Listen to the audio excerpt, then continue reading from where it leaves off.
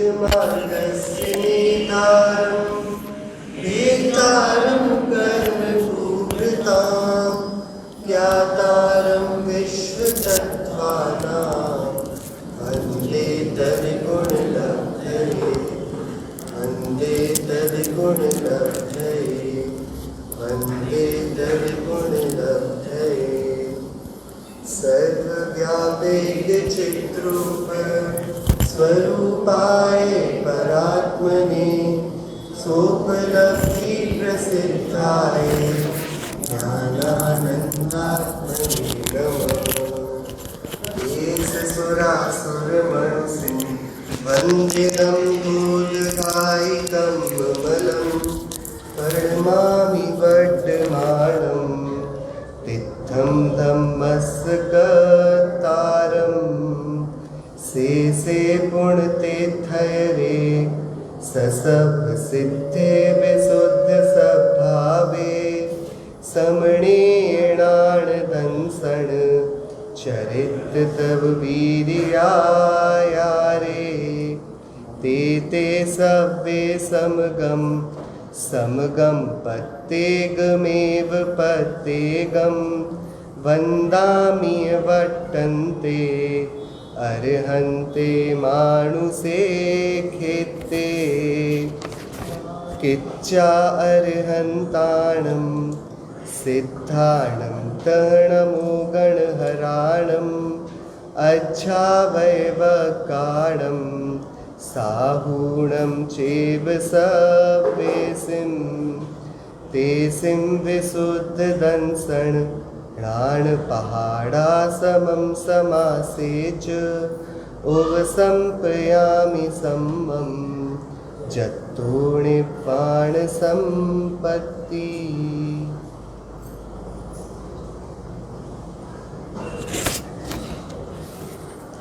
त्रिकालिक पर दशलक्षण महापर और अपने ही स्वरूप की पुनर्स्मृति के लिए हम सब एक बार पुनः एकत्रित हुए हैं। दशलक्षण धर्म ये है आत्मा के धर्म और प्रधानता से मुनिराजों के जीवन में इनका होना कहा जाता है। मुनिराज 10 धर्म का आदर करते हैं। हमने सुबह पूजन में भी मुनिराज कैसे दयालु हैं, कैसी विशाल उनकी दृष्टि और विशाल उनका हृदय है। एक एक स्थावर जीव, पृथ्वी काय, जल काय, अग्नि काय, वायु काय, इन सभी को जीव रूप देखते हैं। पृथ्वी रूप नहीं देखते, अग्नि रूप नहीं देखते, जल वनस्पति आदि रूप नहीं देखते। ये उनकी यह जो दृष्टि का चमत्कार प्रकट हुआ, इसका उद्योत कैसे हुआ, ये दृष्टि हमारी कैसे परिणमित हो, हमारी भी ऐसी दृष्टि बने कि हम शरीर के बाहर भी कुछ झांक पाएँ, शरीर से इतर, संयोगों से इतर, ये जड़ समुदाय से इतर भी हमें कुछ चैतन्य तत्व दिखाई दे। हम भी ऐसी विशालता हृदय में ले पाएँ जो वास्तविकता में साम्य रूप धर्म रूप हो, उससे परिवेष्टित हो। ऐसा जो उद्यम हम सभी करने वाले हैं, उनका ये अवसर 10 दिनों का अवसर है। ये यूँ तो हमारा क्षण क्षण पंच परम परमेष्ठियों की भक्ति में, मुनिराजों के गुणों के अनुराग में, और उन्होंने जिस चैतन्य तत्व पर रीझ कर अपने शुद्ध निर्मल स्वभाव को प्रतीति में लिया, अभिव्यक्ति उसकी करी, ये हमारा उद्यम, ये भावना तो निरंतर होनी चाहिए। ये 10 दिन विशेष अवसर हैं कि हम उस चैतन्य स्वरूप को जो स्वामी हैं इन 10 धर्मों का समझेंगे। अभी हम सभी ने पूज्य गुरुदेव श्री के द्वारा ग्रंथाधिराज समय सार की शुरुआत में ही 13वीं गाथा के उपोद्घात में जब आचार्य अमृतचंद्र देव ने कलश लिखा, उसकी बहुत मार्मिक, सुंदर और एकदम भावना पूरी चर्चा, अनंत अनंत अनंत अनंत अनंत अनंत, ऐसे अनंत को अनंत बार रखें तो भी जिसके गुणों धर्मों का पार ना आवे, ऐसा यह ये मैं पर्याय में आया नहीं। क्या 6 द्रव्य बने रहे व्यक्त और उनसे अव्यक्त बना रहा मैं, रहा नाम कारण परमात्मा, और ऐसा कि जिसने कार्य किया ही नहीं, जिससे कुछ होता नहीं, जो किसी के द्वारा किया नहीं जाता और जिसके द्वारा कोई कार्य होता नहीं। ऐसा अपूर्व कोई इस जगत का चमत्कार, ऐसा वस्तु तत्व मैं हूँ, मैं चैतन्य देव हूँ। इसकी धुनी, इसकी गूंज गुरुदेव श्री के गर्जनापूर्ण स्वाध्याय में अभी हम सभी ने करी। मुख्य बात जो है, हम उन कुछ बिंदुओं पर चर्चा करके फिर आचार्य कुंद देव प्रणीत प्रवचन सार ग्रंथ पर अपनी चर्चा को बढ़ाएंगे।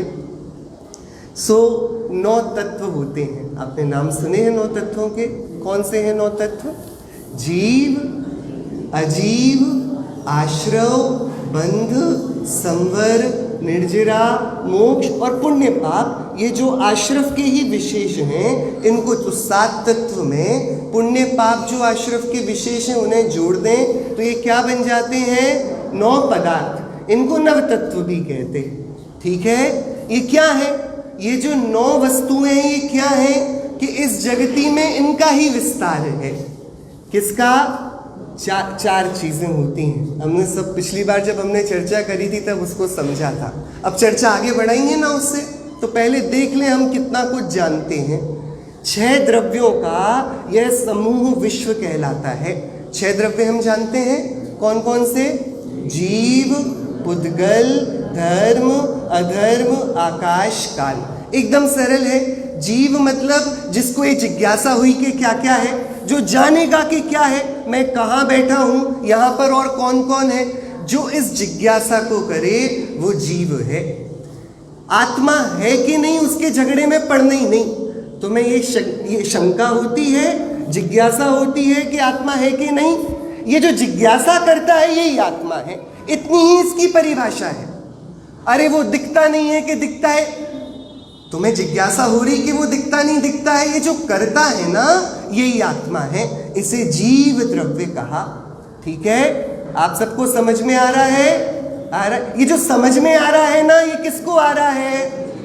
किसको आ रहा है? ये तो समझ में आता है जिसे, उसे कौन सा द्रव्य कहते हैं? जीव द्रव्य। हम सब कौन हैं? जीव हैं। हम सब कौन हैं? जीव हैं। ठीक है, चेहरे को नहीं पता पड़ता कि कहाँ कीचड़ लगा है, कहाँ झुर्रियां आ गई, कहाँ फुंसी हो गई, ये इसको नहीं पता पड़ता। जिसको पता पड़ता है वो जीव है।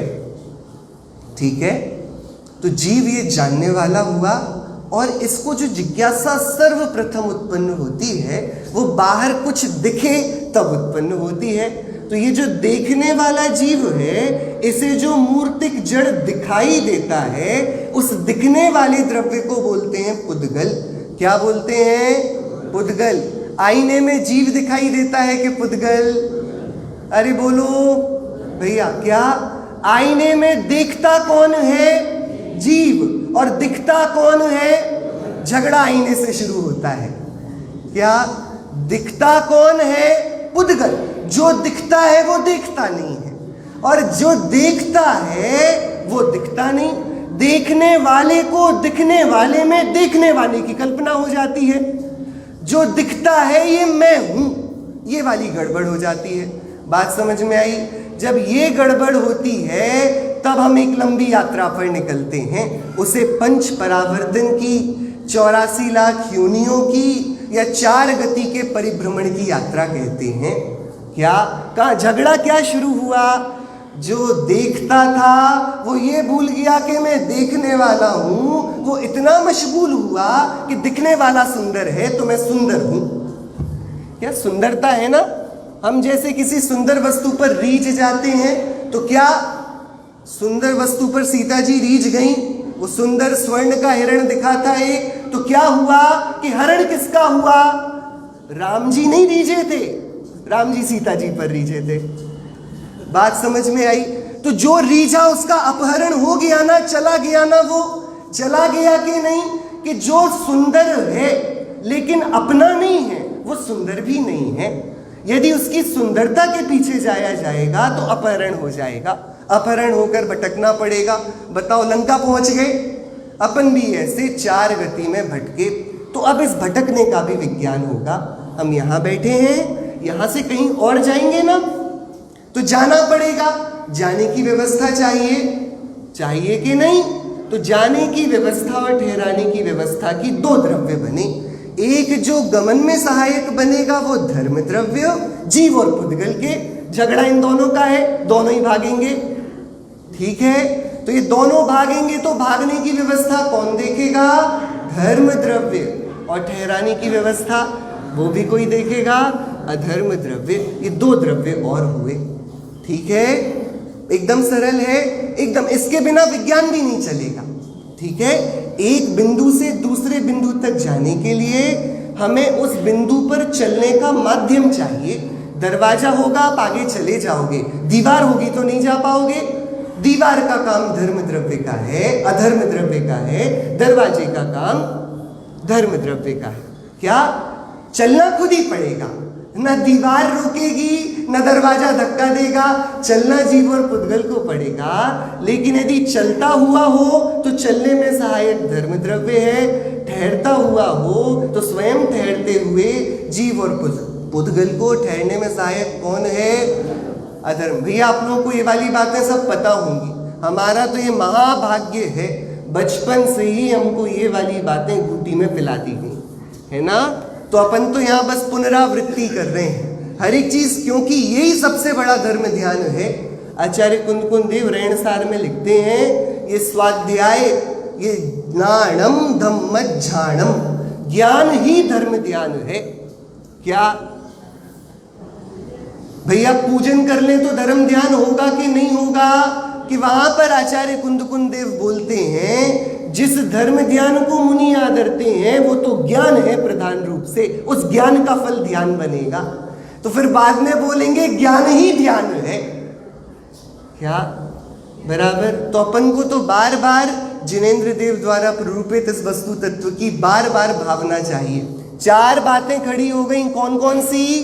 एक जानने वाला जीव, एक दिखने वाला पुद्गल, और इन दोनों के परस्पर मिल जाने से जो गमनागमन की व्यवस्था बनी, इस पर निमित्त पड़ने वाले धर्म द्रव्य और अधर्म द्रव्य। ठीक है, और दो बड़ी सहज सी बातें हैं। एक तो ये जहां भी जाएंगे, जहां भी गमन करेंगे, जहां भी बैठेंगे, हर जगह स्थान लगेगा, वो आकाश है। और रहेंगे ना तो कुछ काम भी करेंगे, तो जो परिणाम करेंगे तो परिणमन का हेतु बनेगा काल द्रव्य। बात ठीक हो गई? 6 द्रव्य हो गए। 6 के अलावा कोई 7वां चाहिए क्या? आप 6 के अलावा 7वें की आवश्यकता नहीं है। आप विचार करके देख लेना आराम से, अभी 10 दिन है, आप बहुत विचार करना। कोई लगे कि 7वां नया आविष्कार किया जा सकता है द्रव्य का, तो अपन चर्चा करेंगे। लेकिन सारे काम इसी में निपट गए। क्या? विश्राम भी है, परिभ्रमण भी है, परिणाम भी है और सत्ता भी है। सब कुछ हो गया इसमें। इसके अलावा आप जगत की व्यवस्था के लिए कोई 7वें द्रव्य की आवश्यकता नहीं और 5 द्रव्यों से काम बनेगा नहीं। ये 6 द्रव्यों से सत्ता, क्या? जो सम्यक दर्शन सत्य का प्रतिभास करेगा, प्रतीति करेगा, ये हूं सोहम, इसकी जो धुनी लगाएगा, उसका पूर्व पीठिका का पाठ है कि सत्ता कितने प्रकार की है, हम इसका विचार कर लें। ठीक है, 6 द्रव्य आपको समझ में आए? इन 6 द्रव्यों को ही हमने पहले समझा कि दुनिया में क्या क्या है।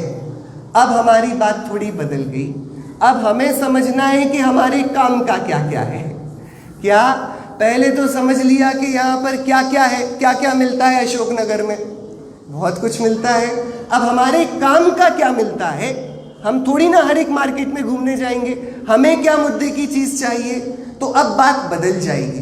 देखने को विश्व वही है, वही 6 द्रव्यों से बना हुआ, लेकिन अब हम 6 द्रव्यों को नहीं देखेंगे, अब हम 7 तत्वों को देखेंगे, अब हम 9 पदार्थों को देखेंगे। अब प्रयोजन बदल गया। तत्व का क्या प्रयोजन है कि जब 6 द्रव्य जगत में केवल ज्ञान द्वारा, केवल ज्ञानी भगवान द्वारा प्ररूपित जगत की व्यवस्था बताते हैं, तब तत्व उस जगत की व्यवस्था को जानकर अपने हित में कैसे उसको प्रोसेस किया जाए। क्या? हम अपने काम के लिए इस जानकारी का प्रयोग कैसे करें, ये 7 तत्व उसी को देखने की दृष्टि है। ठीक है, ये 7 तत्व और 9 पदार्थ, ये सामान्यतया यहाँ पर जो अमृतचंद्राचार्य देव ने नव तत्व कहा, इसकी चर्चा अब यहाँ पर ग्रंथादिराज समय सार में करी गई। अब वो वाली बात समझनी है हमें, ठीक है। हम जीव और अजीव में सारे 6 द्रव्यों को डाल देंगे, ठीक है, और बाकी के जो 7 या 5 हम तत्व या पदार्थ खड़े करेंगे वो जीव और अजीव के विशेष होंगे, ठीक है। पक्की बात, सरल है एकदम बात। जीव और अजीव, तो जीव मतलब कौन, कि यहाँ जितने सब बैठे हैं वो जीव, कि इनसे मुझे क्या लेना देना। आदिनाथ भगवान ने चिंता करी मरीचि का क्या होगा, अरे तो भरत बाहुबली का झगड़ा तो निपटा दिया थोड़ा। आदिनाथ भगवान ने क्या किया, उन्होंने कि अरे हमें क्या लेना देना। बात समझ में आई। लव कुश ने चिंता नहीं करी, पिताजी अपने मृत भाई लक्ष्मण को लेके 6 महीने से घूम रहे हैं। लव कुश को लगा भैया ये हमारे पिता क्षायिक सम्यक दृष्टि, महाविवेकवान, मर्यादा पुरुषोत्तम और कर्म ऐसा बलवान बैरी के इन ऐसे महापुरुष की ये हालत है। हम तो डर गए संसार से, तो क्या करें, पिताजी को समझाएं कि नहीं हम खुद समझेंगे। चले गए। चले गए क्यों चले गए, क्योंकि जीव एक है, जीव कोई दूसरा है नहीं। आप लोग जीव हो के नहीं हो, अरे हो के नहीं कि बस आप ही हो और कोई दूसरा नहीं है। ये मैं जीव नहीं हूं, मैं अजीव हूं आपके लिए। अरे बोलो कठिन है क्या ये वाली बात समझना। अरे कठिन है, भूख लगती है तो घर के सब परेशान हो जाते हैं आपके, क्या आप ही होते हो। सिर दुखता है, पेट दुखता है तो कितने लोगों का एक साथ दुखने लगता है। अरे बताओ क्या होता है। बच्चा रोता होगा तो आप सब भी ऐसी किलकारियां मार के रोने लगते होगे, बेचारा रो रहा है। परेशान हो सकते हो लेकिन दुखी नहीं होते। बात समझना, उसकी वेदना जन्य जो दुख है, बच्चे को लग जाए, हड्डी टूट जाए, माता पिता चिंता कर सकते हैं लेकिन हड्डी टूटने का दुख भोग सकते हैं। उसको कौन भोगेगा, अरे कौन भोगेगा भैया। तो भोगने वाले कितने हैं, भोगने वाले कितने हैं। तो 2 की सारी कहानी द्वैत की है, झूठी है, बेकार है, अज्ञान भरी है। 2 की चिंता बेकार है, संसार है, चिंता एक की चाहिए। बात समझ में आ रही, एकदम सरल है। दूसरे की चिंता की जा सकती है लेकिन वो अपने सुख को जला देना है।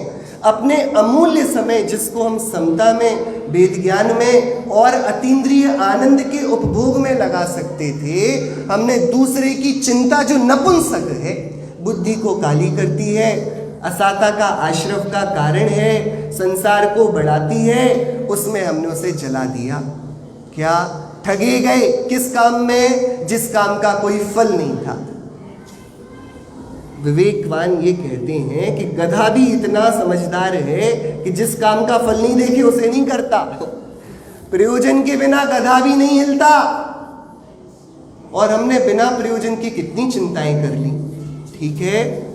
तो ये क्या, जीव कितना हुआ, अब प्रयोजन बदल गया। अभी जो अनंत जीव दिखते थे जानने देखने वाले, अब मुझे जीव चाहिए जिससे मेरे सुख दुख का संबंध हो, जिससे मेरे उद्धार का, आनंद का, सुख का, निराकुलता का संबंध हो। तो जीव कितने हो गए, एक। चिंता कितने तक सीमित हो गई। फिर जगत में क्या होगा क्या नहीं होगा, स्वार्थी हो जाए हम। फिर स्वार्थी होना अच्छी बात है, अरे बोलो अच्छी बात है कि अरे जगत का स्वार्थ तो रौद्र ध्यान है भैया। जगत का स्वार्थ क्या है, जगत का स्वार्थ है अपने को शरीर रूप देखकर प्रसन्न होना, अपने को वैभवशाली, पंडित, बहुत बड़ा सेठ, पदवी का धारी देखना, और हम अपने लिए काम करेंगे, दूसरों के लिए नहीं करेंगे। ये तो अज्ञान का मूल है, निगोद में ले जाने वाला है। स्वार्थी तो मुनिराज होते हैं जिनके हृदय में जगत भर की क्षमा आके भर गई है। उनके जैसा परोपकारी कौन होगा।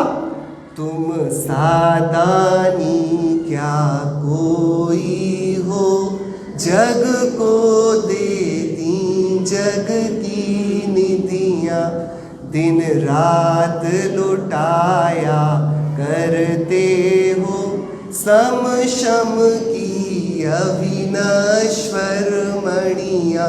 हम तो लुटाने के लिए त्याग धर्म के दिन की राह जोड़ रहे हैं। उस दिन दान करेंगे थोड़ा, क्या थोड़ा किंचन्य धर्म में सोच लेंगे कुछ नहीं है हमारा।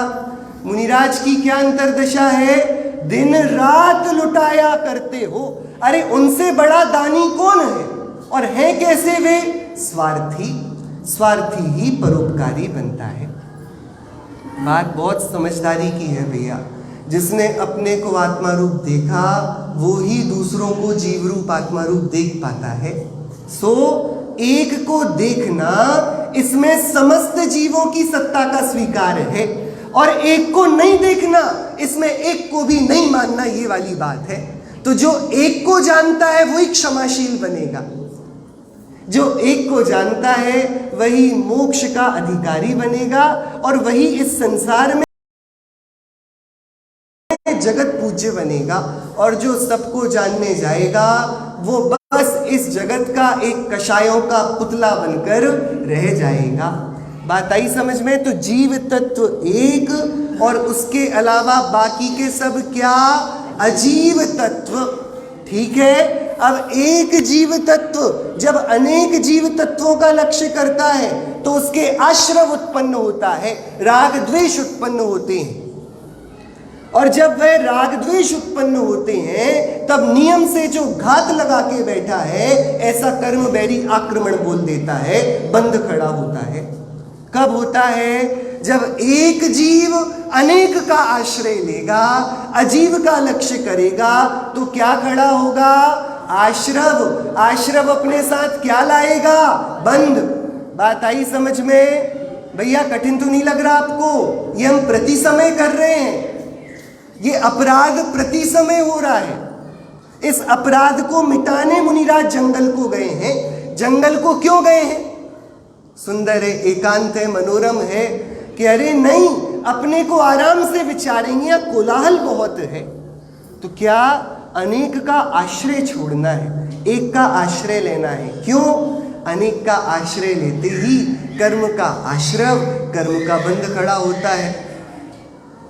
क्या आत्मा में ही जो वीतराग स्वभाव वाला है, मोह राग द्वेष की विकलता उत्पन्न होती है, गंदगी बढ़ती है, ऐसा हो जाता है। ठीक है। तो आश्रव बंध के उत्पन्न होने का विज्ञान क्या है? वही विज्ञान है जो धर्म अधर्म को काम दे रहा था। एक जीव जब पुद्गल को अपना मान लेता है तो उसको भटकना पड़ता है। भटकने का अब आंतरिक मुद्दे का कारण क्या है? धर्म धर्म द्रव्य नहीं, धर्म धर्म द्रव्य नहीं भटका रहे हैं। क्या है? जीव जो एक है वो अनेक में अपनापा करता है, ये आश्रव और बंध को बढ़ाता है, इससे चतुर्गति परिभ्रमण होता है। पहले छह द्रव्य में हमने देखा था जगत में होता क्या है। हमने देखा है जीव और पुद्गल भाग रहे हैं बेताशा, रोकने वाले नहीं है। हम तब ये नहीं समझ पाए थे क्यों भाग रहे हैं। अब हम कारण की शोध कर रहे हैं कि जीव है एक, अनेक के पीछे खुद भागता है, तो इसके आश्रव बंध होता है, उसके कारण उसका संसार में परिभ्रमण चलता है। कारण समझ में आया भैया? कारण क्या है? जीव को आश्रयवान न बनाना, जीव का अजीव में पर में आश्रय खोजना, ये हमारे संसार का कारण बनता है। ये आश्रव है, ये बंध की संतति को बनाता है। ठीक है। तो अब क्या किया जाए? इस समस्या का क्या भैया समाधान है? समस्या समझ में आई आपको? आश्रव चल रहा है और उसके कारण बंध आ रहा है, तो अब समस्या तो समझ में आ गई। तो समाधान क्या होगा कि भैया समस्या क्यों उत्पन्न हुई? एक ने अनेक को अपना माना, तो अब समाधान क्या होगा? एक को अपना माने। बात समझ में आई भैया? समझ में आ रहा है? आचार्य पूज्यपाद देव ने इसको ऐसे बोला, आत्म भ्रांतिगत दुख हो आत्मज्ञान से शांत। क्या ये भगवान के नाम की माला जपने से सही हो जाएगा ना दुख? कि ऐसा करो, डॉक्टर से दवाई लेकर आओ और डॉक्टर के नाम की माला जपो। सही है ना? यही तो करते हो आप लोग। क्या कर, पर्चा आता होगा, पर्चे को सजाते होगे एकदम चिपका के अलमारी में, एक बार उसमें साथिया बनाते होगे, और जो जो उसमें दवाइयों के नाम लिखे हैं उसको बार बार बोलते जाते होगे, और एकदम जादू होता होगा, 3-4 दिन में निरोगी हो गए। यही तो होता है ना? ऐसा नहीं करते आप लोग? नहीं होता यहाँ ऐसा।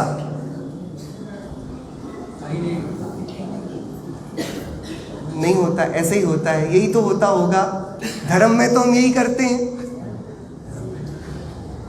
सामने भगवान की मूर्ति है, वो जिनवाणी की माला, वो एकदम पर्चा छपा है, पूरा प्रिस्क्रिप्शन है उसमें, क्या क्या दवाई वो लिखी, हमने बोला बहुत सुंदर है, हम इसी की पूजा करेंगे, उसमें ही हम लग गए।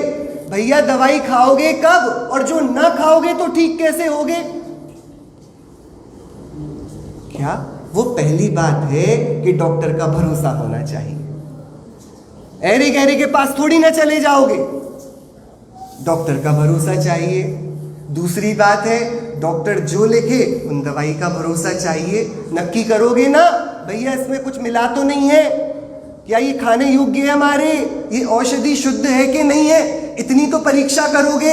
इतनी हो गई, अब क्या करोगे कि बस हो गया काम? अरे अब तो काम शुरू हुआ है। क्या अकेली पंच परमेष्ठी को मान लेने से जैन नहीं हुआ जाता? क्या बात समझ में आ रही कि नहीं आ रही?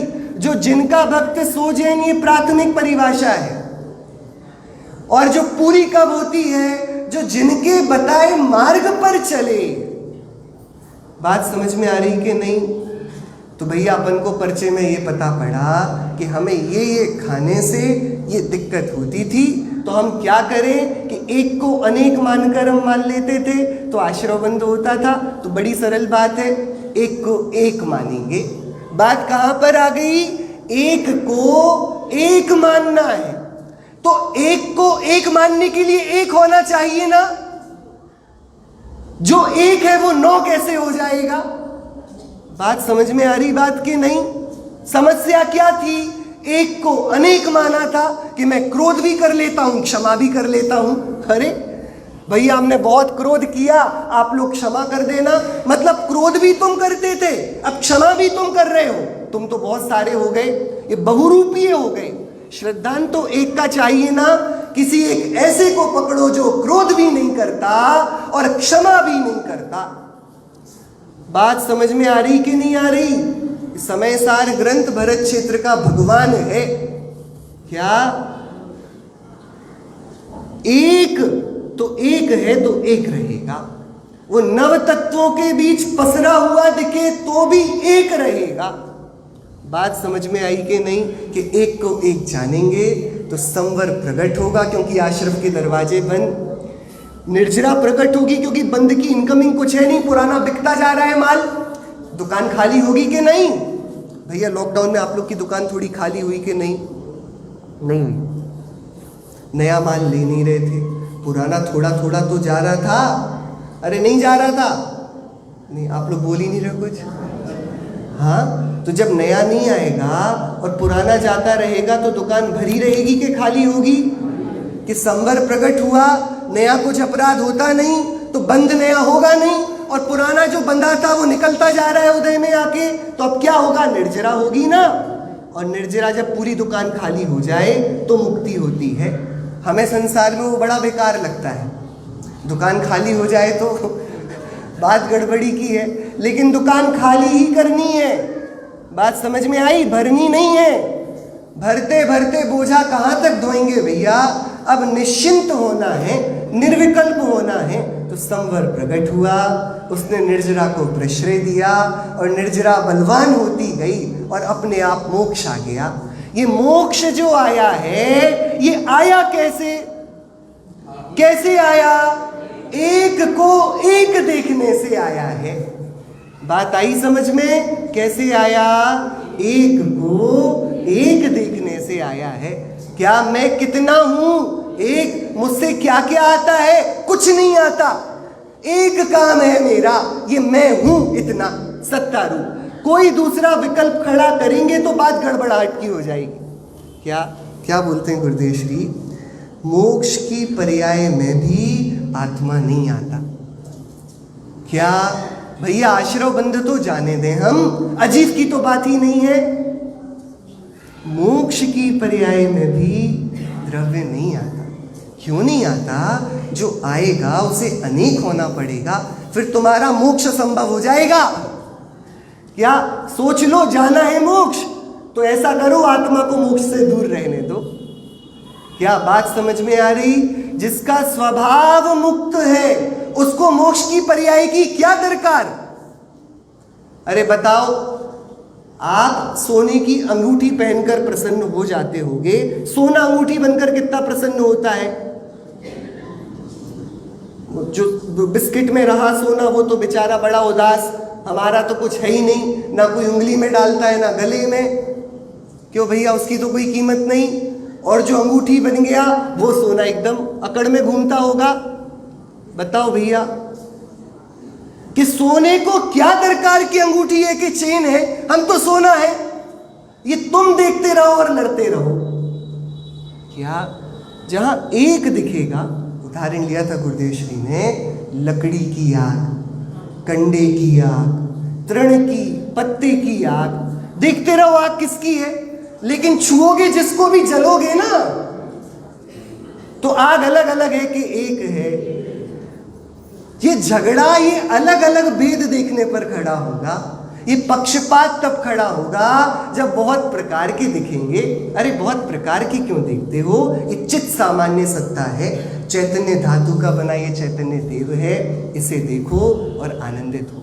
इस प्रकार नव तत्वों में जाकर भी जो नहीं गया, नव तत्वों में जो छुआ ही नहीं पर्याय को, ऐसा एक सामान्य पर्याय से बहुत दूर खड़ा, ऐसा ये मैं एक हूँ, उस एक निर्दोष तत्व की भावना, ये जीवन में धर्म का मंगलाचरण होगा, जीवन में सुख के आगमन का पहला गीत होगा, जब एक का स्वीकार होगा। भैया आप में से कितने लोगों को क्षमा मांगनी है? बताओ, अपराध किए ना साल भर के, करोगे? और कितने लोगों को मान का त्याग करना है, कितनों को क्रोध नहीं करना है, मायाचारी नहीं करना है, और परिग्रह तो पूरा ही अलग कर देना एक दिन, करना है कि नहीं? शुरू की 3 बातें ठीक है, परिग्रह तक ना जाए। हाँ, क्या करना है? क्रोध, मान, माया, लोभ, इनका त्याग करना है कि नहीं? कि जो इनका त्याग करने जाओगे तो कभी छूटेगा ही नहीं। बात ये है आचार्य कुंद देव की। क्या? अरे मेरे में है ही नहीं, मैं क्रोध वाला नहीं, मैं मान वाला नहीं, मैं माया वाला नहीं, मैं लोभ वाला नहीं, मैं पुरुष नहीं, स्त्री नहीं, नपुंसक नहीं, बालक नहीं, युवक नहीं, वृद्ध नहीं, मैं इनमें से कुछ नहीं। मैं पहले गुणस्थान वाला कि 13वें वाला कि गुणस्थानातीत कि कुछ नहीं। क्या ये जो देखूंगा तो एक कहाँ रहूंगा? जो एक ना रहा तो ये आश्रव बंध की संतति रुकेगी कैसे? संवर निर्जरा रूप मोक्ष मार्ग प्रकट कैसे होगा? फिर अनंत निराकुल सुख का दान कर देने वाला मोक्ष कैसे आएगा? ये संभवित नहीं होगा। इसलिए इस अध्यात्म की यानी आत्मा की समीपता की चर्चा में आत्मा को अन्य किसी भी विशेषण से, अन्य किसी भी पर्याय से, विशेषता से देखना वर्जित है। वो मेरे में है ही नहीं। ये वाली बात बहुत सुंदर थी और उस पर फिर गुरुदेव श्री कारण पर्याय को भी लेकर आए थे, पर वो सारी बातें इस पर सामान्य रीति से गर्भित हो गई। विशेष बात ये थी कि ये प्रवचन 15 अगस्त का चल रहा है, स्वतंत्रता दिवस के दिन का प्रवचन, और उस पर गुरुदेव श्री एक बड़ी मार्मिक बात करते हैं। वो बोलते हैं, भैया तुम कौन सी स्वतंत्रता मनाते हो कि अंग्रेजों ने राज किया था और आज तुम खुले हो गए, स्वतंत्र हो गए। तुम्हें पता है कि स्वतंत्रता पारमेश्वरी क्या है? कि एक सत्ता से बने हुए वो द्रव्य और पर्याय। द्रव्य आज तक पर्याय में आया नहीं, पर्याय द्रव्य से होती नहीं, द्रव्य को पर्याय की अपेक्षा नहीं, द्रव्य द्रव्य रूप बना रहे, पर्याय पर्याय रूप अपने जन्म क्षण में होती रहे। ये वास्तविक स्वतंत्रता है। बाकी तो पागलपन है भैया। कौन बांधे? शरीर से बंधे कि नहीं बंधे अपन? अरे बोलो, अंग्रेज तो बांधे गए बाद में, शरीर से बंधे कि नहीं? अरे 8 कर्मों से आत्मा बंधा है कि मुक्त है? अरे बोलो भैया, 8 कर्मों से आत्मा बंधा है कि मुक्त है? कि जो अपने आप को बंधा हुआ मानता है वो बंधा है, जो अपने आप को मुक्त मानता है वो मुक्त होता है। इतना सरल सा विज्ञान है। एक द्रव्य दूसरे द्रव्य को छूता नहीं, एक द्रव्य दूसरे द्रव्य को रोकता नहीं। पानी किसी को तैरा सकता है? अरे पानी से तैर जाते ना लोग, कूद जाए हम, नहीं आता हमसे तैरना, तो पानी तैरा देगा ना फिर बराबर। तो क्या करना पड़ेगा? खुद को तैरना पड़ेगा। तो तैरो, अभी तैरो, कि अभी पानी नहीं है तो पानी तैराता है ना। पानी नहीं तैराता तो अभी तैर कर बताओ। और पानी तैराता हो तो तैरना सीखने की क्या जरूरत, कूद पड़ो पानी में। कि दोनों बातें बहुत गड़बड़ की हो जाएंगी ना। सब अपना अपना काम करेंगे, हम योग्य आत्मीय भावनाओं को भाएंगे, हम भेद ज्ञान की उत्कृष्ट भावनाओं को भाएंगे, हम हे गे उपादेय तत्व का विचार करेंगे। ये हमारा तैरने का अभ्यास होगा। और कर्म अपना काम करेंगे ना, उनका अपने आप आश्रव बंध संवर निर्जरा चलेगा। ये धर्म अधर्म द्रव्य अपना काम करेंगे ना, ये काल द्रव्य अपना काम करेगा। इस जगती में सब अपना अपना काम करते हुए ही शोभते हैं। किसी दूसरे के काम करने की व्यवस्था ये हस्तक्षेप की है, ये बाधा की है, ये जिनेश्वर देव को और इस प्रकृति को, वस्तु व्यवस्था को मान्य नहीं है। ठीक है, तो बात अपनी यहाँ पर ये समय सार ग्रंथादिराज की बात को पूरा करते हैं कि हमारा आज से एक लक्ष्य होगा, हम एक को अग्र करेंगे और समस्त चिंताओं को पीछे करेंगे। इसी को तो ध्यान कहेंगे, एकाग्र चिंता निरोध। तो एक को अग्र करने के लिए एक का परिचय, एक का श्रद्धान, एक की प्रतीति, एक का विश्वास चाहिए। आचार्य कुंद देव ने इस एक की ही एकदम हमारी अकंप श्रद्धा बने, उसके लिए आत्मा का बहुत विशद, बहुत सुंदरतम सूत्र बंद किया। उन्होंने आत्मा को मानो, यदि आत्मा दिव्य ध्वनि में दिखाई दे तो कैसा दिखाई देगा, उसको उन्होंने इस प्रवचन सार नाम से ही यहाँ पर सूत्रबद्ध किया है। इस ग्रंथ को हम सभी पढ़ेंगे। प्रसंग 10 धर्मों का है और इसकी शुरुआत की ही मंगलाचरण की जो 5 गाथाएं हैं वो गजब की हैं। सिर्फ एक बार 5 गाथाओं का पाठ और उसके बाद सिर्फ एक छोटा सा वाक्य जो अमृत चंद्राचार्य देव ने दिया, उससे अपन शुरुआत करेंगे। और अपन को चलना तो सम्यक दर्शन के विषय तक है, ज्ञेय तत्व प्रज्ञापन तक है। अपन चलेंगे वहाँ, लेकिन पहले हम अपनी पीठिका बना लें। पहले हमें पता पड़े कि हमें क्या बनकर इस चर्चा को पढ़ना है। देखिए, गाथा 1 से 5 है, हम सभी ने मंगलाचरण में पाठ किया था। एक बार यदि इसका हरिगीत हो तो साथ में हरिगीत अपन पढ़ लेते। समय 10:15 तक है, समय 10:15 तक है, 10:30 तक।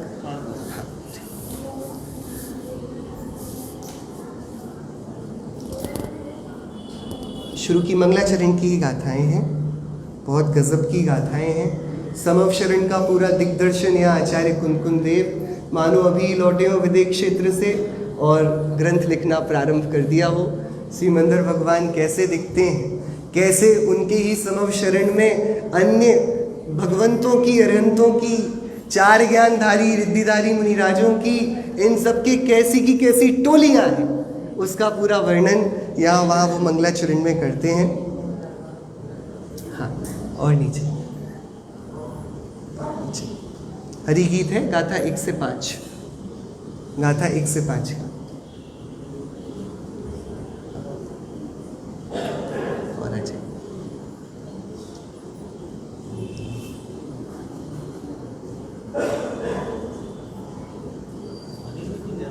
हाँ हरिगीत है।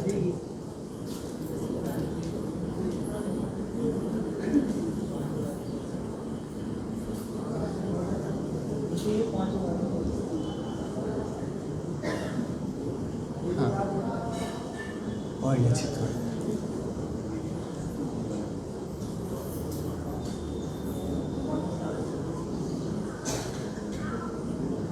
ठीक, चलिए वो जब तक क्या आ रहा है मैं यहाँ से पढ़ना शुरू करता हूँ। ये मेरे पास जो है गुजराती में है हरिगीत।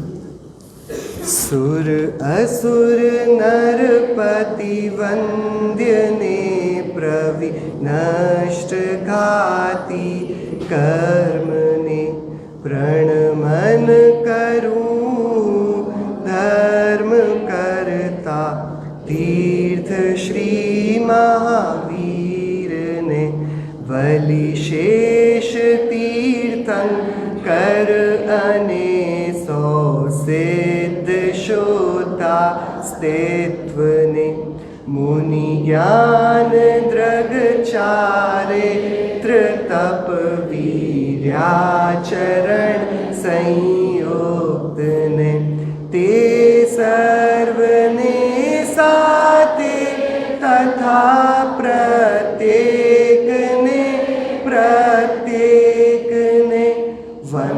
वंदुवली हूँ मनुष्य क्षेत्रे वर्ततार हंत ने अरहंत ने श्री सिद्ध ने यह नमस्करण करिए रीते गणधर अने अध्यापकों ने सर्व साधु समूह ने तसु शुद्ध दर्शन ज्ञान मुख्य पवित्र आश्रम पामीने प्राप्ति करूं साम्यनि जेनाथि शिव प्राप्ति बने। इसका अन्वयार्थ पढ़ते हैं मूल गाथाओं का। यह मैं जो सुरेंद्रों असुरेंद्रों और नरेंद्रों से वंदित हैं तथा जिन्होंने घाती कर्म मल को धो डाला है, ऐसे तीर्थ रूप और धर्म के कर्ता श्री वर्धमान स्वामी को नमस्कार करता हूँ। तीर्थंकर वर्धमान स्वामी शासन नायक हैं। हमारा जितना भी जीवन है ये उनके वचनों का प्रताप है। वे हुए इसी क्षेत्र में इस काल के अंतिम तीर्थंकर के रूप में, तो इस कली काल में हम सब यहाँ एक साथ बैठकर इस आत्मा की चर्चा, इसकी भावना, आराधना कर पा रहे हैं। सो शासन नायक तीर्थंकर वर्धमान स्वामी का उपकार ये अतुल्य है। ठीक है, तो आचार्य कुंदकुंद देव सबसे पहले हमारे जीवन के कर्ता तीर्थंकर वर्धमान स्वामी को नमस्कार कर रहे हैं। कैसे हैं वे? जैसे तीर्थंकरों का महंत चारित्र होता है, कैसे सुरेंद्रों असुरेंद्रों और नरेंद्रों से वंदित हैं। हमारा तो भैया बहुत छोटा सा विज्ञान हो गया है जीवन में। किसी को एक शहर के लोग जानने लगे तो वो बड़ा हो जाता है। किसी को आजकल ऑनलाइन थोड़े लाइक्स ज़्यादा मिल जाए, फॉलोअर्स ज़्यादा मिल जाए तो बहुत बड़ा हो जाता है। यहाँ पर जो तीर्थंकर देव का महात्म्य है वो कुछ अनूठा है। शत इंद्र से वंदित हैं। कौन है ये जो 100 इंद्र हैं? अरे सबके सब आत्मज्ञ हैं भैया। इंद्र हैं, चक्रवर्ती हैं, क्या सौधर्मादि इंद्र हैं, कि ये सब इंद्र हैं जो आत्मा के स्वरूप को जानते हैं और ऐसे राजा हैं, प्रधान हैं, सबका प्रतिनिधित्व करते हैं। वे भी जिनके चरणों में झुकते हैं, ऐसे वे सर्वज्ञ तीर्थंकर परमात्मा, उनकी महिमा वो बताई नहीं जा सकती। सो इतना ही है उनका परिचय। सुरेंद्रों असुरेंद्रों और नरेंद्रों से वंदित है तथा जिन्होंने घाती कर्म मल को धो डाला है, ऐसे तीर्थ रूप और धर्म के कर्ता श्री वर्धमान स्वामी को नमस्कार करता हूँ। उपकारी का उपकार महात्मा सज्जन लोग कभी विस्मरित नहीं करते। जिसको उपकारी का उपकार विस्मरण हो जाए उसको विद्या फलित नहीं होती। क्या ये मूल नीति है? क्या जगत में और सभी पाप क्षम्य है, कृतघ्नि का पाप क्षम्य नहीं है। जो अपने उपकारी को भूल जाए, अपने गुरु को भूल जाए, उसका फिर कोई अपराध क्षम्य नहीं। ये तिरुकुरल काव्य में जो आचार्य कुंदकुंद देव एलाचार्य का ही माना जाता है, उसका नीति वाक्य है। अब देखिए आगे। और विशुद्ध सत्ता वाले शेष तीर्थंकरों को सर्व सिद्ध भगवंतों के साथ ही और ज्ञानाचार, दर्शनाचार, चारित्राचार, तपाचार तथा वीर्याचार युक्त श्रमणों को नमस्कार करता हूँ। कैसे हैं सिद्ध भगवान? कि विशुद्ध सत्ता वाले। क्या भैया? कैसे? शुद्ध चैतन्य मात्र जिनकी सत्ता है, ऐसे विशुद्ध सत्ता वाले शेष तीर्थंकरों को और सर्व सिद्ध भगवंतों के साथ ही पंचाचार में जो एकदम दक्ष हैं, लगे हुए हैं, ऐसे श्रमणों को नमस्कार करता हूँ। क्या क्या होता है नमस्कार करने से? ये दूसरे दिन अपन मार्दव धर्म समझेंगे ना, ये कोमलता जो परिणामों में आएगी, ये जो हम और कोमल बन पाएंगे, जो ठूठ हो गए पांच इंद्रिय के विषयों के दलदल में फंसकर, जो हम एकदम वज्रता लेकर आए हैं, ये पुण्य पुरुषों के, ये परम परमेष्टियों के पुण्य स्मरण से, उनके चरित्र का बारंबार विचार करने से वो हमारी वज्र जैसी कठोर हुई बुद्धि निर्मल बनती है, उपजाऊ बनती है। अब उसमें मुक्ति मार्ग का बीजारोपण हो सकता है, ठीक है। और उन सबको तथा मनुष्य क्षेत्र में विद्यमान अरिहंतों को साथ ही साथ समुदाय रूप से और प्रत्येक को व्यक्तिगत वंदना करता हूँ, सबको एक साथ और प्रत्येक को अलग अलग। भैया मनुष्य लोग के तीर्थंकरों को ही क्यों नमस्कार कर रहे हैं, अन्य लोग के तीर्थंकरों को क्यों नमस्कार नहीं कर रहे? बोलो भैया। अरे मनुष्य लोग में ही तो होंगे तीर्थंकर, कैसी बात है, मनुष्य है ना वे, अब वे परम पुरुष हुए हैं, लेकिन है तो वे अभी अरिहंत भगवान, सो मनुष्य मतलब सारे तीर्थंकर। इस प्रकार अरिहंतों को, सिद्धों को, आचार्यों को, उपाध्याय वर्ग को और सर्व साधुओं को नमस्कार करके उनके विशुद्ध दर्शन ज्ञान प्रधान आश्रम को प्राप्त करके मैं साम्य को प्राप्त करता हूँ। कैसा है साम्य? जिससे निर्वाण की प्राप्ति होती है, जिससे निर्वाण संपत्ति मिलती है, ऐसे साम्य को प्राप्त होता हूँ। कैसे प्राप्त होता हूँ? कि विशुद्ध दर्शन ज्ञान प्रधान आश्रम को प्राप्त करके। किसका आश्रम है ये? कि अरे ये अरिहंतों, सिद्धों, आचार्य, उपाध्याय और सर्व साधु वर्ग, इनका यह विशुद्ध दर्शन ज्ञान प्रधान आश्रम, ये जो हमारा स्वाभाविक रूप जो इन्होंने प्रायोगिक रूप से प्रकट किया, इन्हें नमस्कार करके मैं अपने जीवन में साम्य को अंगीकार करता हूँ। कैसा है वह साम्य? कि उससे निर्वाण की संपत्ति मिलती है। क्या मिलता है साम्य से? भैया निर्वाण की संपत्ति कैसे मिलती है? बोलो। 3 बार सम्य शिखर जी की परिक्रमा करके, 1 बार वंदे जो कोई। बोलो भैया कैसे मिलती है? कि अरे क्षेत्र परावर्तन के चलते उस पर्वत के एक प्रदेश में अनंत बार जन्म करके मरण किया कि नहीं? इस क्षेत्र में ऐसा कौन सा 3 लोक में क्षेत्र बचा जहाँ जन्म मरण ना किया हो? फिर किसी क्षेत्र की वंदना से कैसे निर्वाण की संपत्ति मिलेगी? अरे तो भगवान के ऊपर सामने नमस्कार करके तो मिलेगी ना। कि कैसी बात करते हो तुम? उनको नमस्कार करने की बात करते हो। मुनि व्रत धार अनंत बार ग्रीवा को उपजायो, तुमने नमस्कार नहीं किया, उनके जैसा रूप धारण कर लिया अनंत बार। क्या हुआ? निर्वाण की संपत्ति मिली। बात समझ में आई? तो ना तो तीर्थ वंदना से, ना पंच परमेष्टि की वंदना से, तो अरे शास्त्र की वाचना से तो मिलेगी ना। कि भैया कितना अभव्य कर ले बहुत कुछ पाठ, तो भैया कितना कितना पढ़ लिया, क्या नहीं 11 अंग 9 पूर्व पढ़ लिए, क्या बच गया? थोड़ा ही सा बचा। कि अरे वो थोड़ा नहीं, वो जो बचा ना एक ज्ञायक भाव, वो ही बच गया। क्या? कल परीक्षा है भैया, पढ़ाई पूरी कर ली है। किसकी? जिसका कल पेपर नहीं है। पढ़ाई बस उसकी पूरी हुई है, पढ़ाई बराबर हुई है। काय की हुई है? जिसकी परीक्षा ही नहीं है। तो भैया कल करोगे क्या? जो आता है वो पूछा नहीं जाएगा। क्या? सब पढ़ा, वंदना भगवान की करी, स्वरूप की नहीं करी। शास्त्रों के वचनों को पढ़ लिया, अपने गायक भाव को नहीं पढ़ पाए, तीर्थों में भटकते रहे। और जो शुद्ध चैतन्य प्रदेशों में तीर्थत्व है, जिससे सिद्धत्व उत्पन्न होगा, जो स्वयं सिद्ध क्षेत्र पर चिरकाल तक निवास करेगा, उस त्रिकाल तीर्थ की कोई वंदना का प्लान नहीं बना, तो बात तो गड़बड़ाहट की हो गई कि नहीं हो गई? तो क्या कि बात निर्वाण की संपत्ति कौन देगा?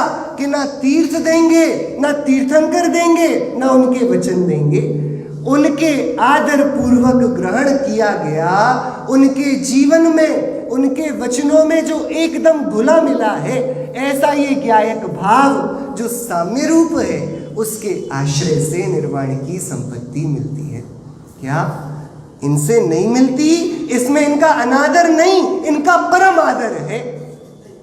उनको भैया अपना कर्मचारी मत बनाओ, बहुत बुरी बात हो जाएगी। वो तुम्हें देने का काम करेंगे कि अपना भोगने का काम करेंगे? क्या भैया, ये स्वार्थी लोगों के बनाए गड़े थे। देने वाला बड़ा होता है क्योंकि हमें लेना है, देने वाले को बड़ा कर दो। क्या नहीं भैया, भोगने वाला बड़ा है। कौन? जो स्वाधीन भोक्ता हो, अपनी अनंत विपुल सुख संपदा का भोक्ता, वो भगवान है, वो विभु है, वो प्रभु है। बात समझ में आई? तो निर्वाण संपत्ति किससे नमस्कार कर रहे हैं? पंच परमेष्ठी को। और निर्वाण की संपत्ति मांग रहे हैं अपने पुरुषार्थ से। ये देखो कितना सुंदर तारतम्य है, कितना सुंदर यहाँ बैलेंस है। क्या नमस्कार किसको किया है? तो क्या मांग लिया उनसे? कुछ नहीं चाहिए भगवान, आपने बता दिया करके, अब हम भी कर लेंगे। क्या इतना काफी है? हम पुरुषार्थ वाले हैं, कायर नहीं हैं, आलसी प्रमादी नहीं हैं, हम भीख में कुछ नहीं लेते। आपने कर लिया ना, आप कर सकते हो, हम भी कर पाएंगे। आपका भी हमारे जैसा जन्म हुआ था। अलग बात है पहले रतन बरसे थे, बाद में देव आए, वो थोड़ा पुण्य पाप का विशेष चलता है, लेकिन जन्म तो आपका भी हुआ था ना कोख से ही। आप भी बढ़ते बढ़ते युवा हुए और बड़े हुए, आपका भी तो निर्वाण यानी आयु कर्म का क्षय ही हुआ ना। आप में और हम में अंतर है क्या? आपने कर लिया तो हम भी कर लेंगे। आपने साम्य के आश्रय से किया, सम्यक दर्शन ज्ञान चारित्र रूप आश्रम में बैठकर किया, हम भी वैसा करेंगे। तो देखो, अब इसी भाव को लेते हुए आचार्य अमृतचंद्र देव सिर्फ एक आधी पंक्ति लिखते हैं, और वो हमारे आज के दिन भर का भोजन बनना चाहिए। क्या भैया, आप उपवास करो, एकासन करो, 2 बार खाओ, 10 बार खाओ, जो कुछ हो नहीं हो, आपके जो व्रत चलते हो चले, इसका उपवास नहीं होना चाहिए, इसका दिन भर भोजन चाहिए। इस सिर्फ इतनी पंक्ति का क्या बोल रहे हैं आचार्य अमृतचंद्र देव? यह स्वसंवेदन प्रत्यक्ष दर्शन ज्ञान सामान्य स्वरूप में। क्या ये मैं नहीं, वजनदारी नहीं आई। किसी को बुलाते हैं तो थोड़े विशेषण लगते हैं ना, तो अपन अपने को बुलाएं, अपनी इज्जत अपन नहीं करेंगे तो दुनिया क्या करेगी? बात बेकार की हो जाएगी। मैं कैसा हूं? स्वसंवेदन प्रत्यक्ष। स्वसंवेदन प्रत्यक्ष मतलब ये सामने रहा, और ये हमने अभी, ये हमारे पास इसका प्रमाण है कि ये है, ये हम बैठे हैं। ये स्वसंवेदन प्रत्यक्ष दर्शन ज्ञान सामान्य स्वरूप में। क्या हम हैं, हम अभी हैं, हम पूरे हैं, और जो इस हमारी ये मैं, इसकी स्वीकार है, तब पंच परमेष्ठी हैं। जो अपने को नहीं जानता, उसके पंच परमेष्ठी के दर्शन होंगे नहीं। ये वाली बात अमृतचंद्राचार्य देव कह रहे हैं। अपन बस एक भजन की धुन से इसको ही समझते हैं, और इसकी भावना से हम कल चर्चा शुरू करेंगे साम्य धर्म की।